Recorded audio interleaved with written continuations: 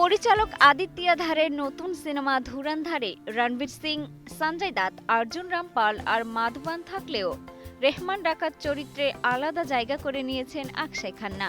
ছবিতে তার সঙ্গে অভিনয় করেছেন ভাবি জিঘার পার হের অভিনেত্রী সাম্মিয়া ট্যান্ডন।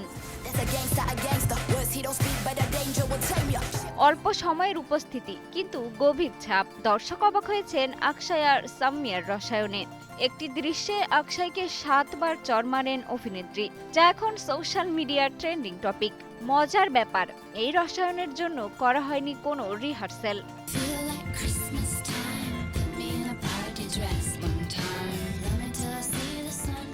এক সাক্ষাৎকারে সাম্মিয়া বলেন, রিহার্সেল তো দূরের কথা, ক্যামেরার বাইরেও তাদের খুব একটা কথা হয়নি, কিন্তু ক্যামেরা চালু হতেই এক ধরনের নীরব বোঝাপড়া তৈরি হয়ে যায়।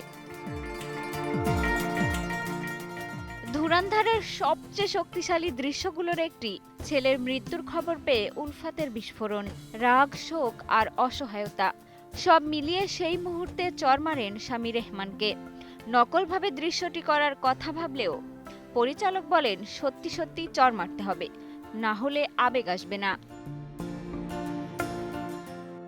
কিন্তু এই দৃশ্যের সবচেয়ে গভীর মুহূর্তটি আসে এরপর।